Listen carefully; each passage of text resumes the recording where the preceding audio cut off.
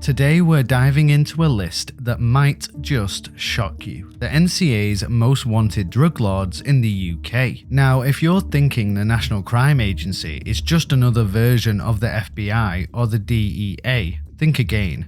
Here in the UK, the NCA is the top dog, tracking down criminals who think they're untouchable. And trust me, these aren't your everyday street dealers. We're talking masterminds who run entire networks across regions from northeast England to the heart of London, and even across borders. So buckle up as we break down some of the most wanted figures the NCA has on their radar right now. Let's kick things off with Callum Michael Allen. Hailing from the northeast of England, this guy is a textbook example of a rising star in the criminal underworld.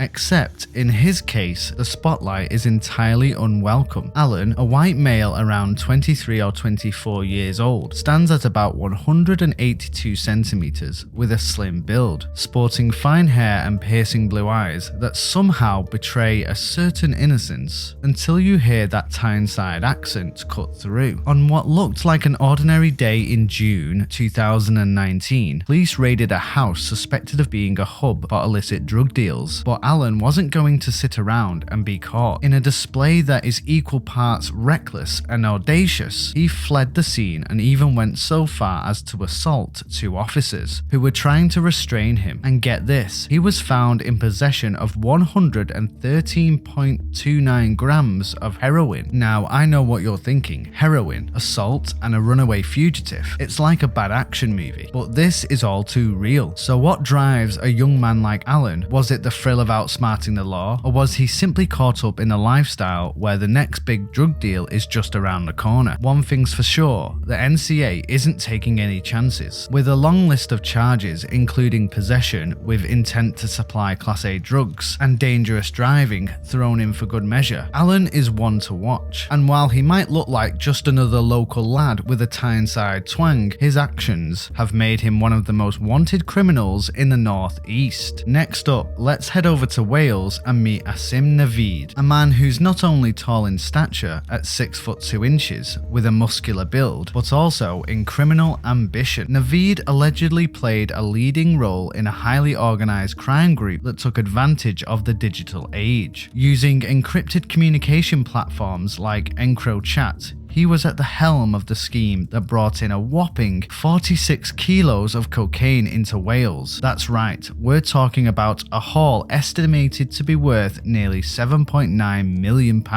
Amidst all this, Naveed is known for a very distinctive physical detail, a surgical scar along his left wrist, a small mark perhaps, but one that hints at a backstory filled with dangerous encounters and close calls. Imagine the nerve it takes to orchestrate such a massive operation while keeping your every move under wraps. He wasn't just a small-time pusher. Naveed was a key cog in a criminal machine that stretched from suppliers overseas to buyers in the underground markets of Cardiff and across Wales. So what's the secret behind his success? Was it his knack for leveraging modern tech to evade capture, or simply a bold disregard for the law? Either way, the NCA has made it clear that no one, no matter high up in the hierarchy, is safe from their net. And with Naveed's operation reportedly raking in millions, it's safe to say that his days of flying under the radar are numbered. Rolling on from Wales to the urban jungle of southeast London, we meet Jack Mayle, a man whose very name sends ripples through the underground drug trade. Born in Croydon, Mayle isn't your typical Londoner. Not only is he suspected of supplying MDMA, methylphenidate and diazepam, but he has also ran a drug line known as Flavor Quest